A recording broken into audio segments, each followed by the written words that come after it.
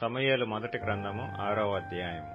యెహోవా మందసము 7 నెలలు ఫిలిష్తీయుల దేశమందుండిన తరువాత ఫిలిష్తీయుల యాజకులను శకునము చూచు వారిని పిలువనంపించి, యెహోవా మందసమును ఏమి చేయుదుము, ఏమి చేసి స్వస్థలమునకు దానిని పంపుదుమో తెలియజెప్పుడనగా, వారు ఇశ్రాయేలీల దేవుని మందసమును పంపివేయనుద్దేశించిన ఎడల ఊరకయే పంపక, ఏ విధము చేతనైనను ఆయనకు అపరాధార్థమైన అర్పణము చెల్లించి పంపవలెను. అప్పుడు మీరు స్వస్థత నుండి ఆయన హస్తము మీ మీద నుండి ఎందుకు తీయబడక యుండెనో మీరు తెలుసుకొందురనిరి. ఫిలిష్తీయులు మనము ఆయనకు చెల్లింపవలసిన అపరాధార్థమైన అర్పణమేదని వారినడుగగా, వారు మీ అందరి మీదను మీ సర్దారులందరి మీదను ఉన్న తెగులు ఒకటే గనుక ఫిలిష్తీయుల సర్దారుల లెక్క చొప్పున 5 బంగారపు గడ్డల రూపములను 5 బంగారపు పందికొక్కులను చెల్లింపవలెను. కాబట్టి మీకు కలిగిన గడ్డలుగాను భూమిని పాడు చేయి పందికొక్కులుగాను నిరూపించబడిన గడ్డలను చుంచులను చేసి పంపించి ఇశ్రాయేలీల దేవునికి మహిమను చెల్లింపవలెను. అప్పుడు మీ మీదను మీ దేవతల మీదను మీ భూమి మీదను భారముగానున్న తన హస్తమును ఆయన తీసివేయను కాబోలు. ఐగుప్తీయులను ఫరోయును తమ హృదయములను కఠినపరుచుకొనినట్లు మీ హృదయములను మీరెందుకు కఠినపరుచుకొందురు? ఆయన వారిలో అద్భుత కార్యములను చేయగా వారు ఈ జనులను పోనిచ్చిరి. ఇశ్రాయేలీలు వెళ్లిపోయిరు గదా. కాబట్టి మీరు క్రొత్త బండి ఒకటి చేయించి కాడిమోయని పాడి ఆవులను 2 తోలి తెచ్చి బండికి కట్టి వాటి దూడలను వాటి దగ్గర నుండి ఇంటికి తోలి యెహోవా మందసమును ఆ బండి మీద ఎత్తి అపరాధార్థముగా ఆయనకు మీరు అర్పింపవలసిన బంగారపు వస్తువులను దాని ప్రక్కనే చిన్న పెట్టెలో ఉంచి అది మార్గమున పోవునట్లుగా విడిచిపెట్టుడి. అది బెత్షెమెషుకు పోవు మార్గమున బడి ఈ దేశపు సరిహద్దు దాటిన ఎడల ఆయనే ఈ గొప్ప కీడు మనకు చేసినని తెలుసుకొనవచ్చును.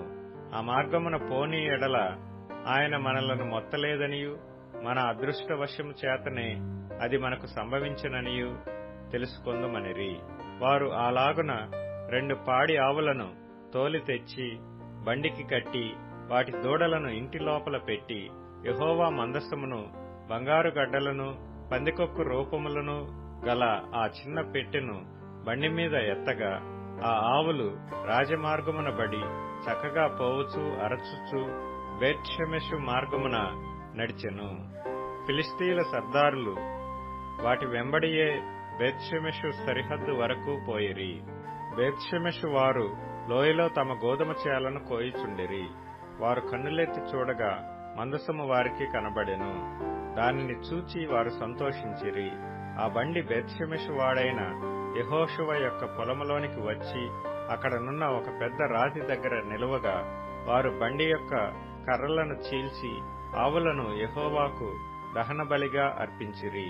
లేవీయులు యెహోవా మందసమును బంగారపు వస్తువులు గల ఆ చిన్న పెట్టెను దించి ఆ పెద్ద రాతి మీద ఉంచగా, ఆ దినమున బేత్షెమెషు వారు యెహోవాకు దహన బలులను అర్పించి బలులను వధించిరి.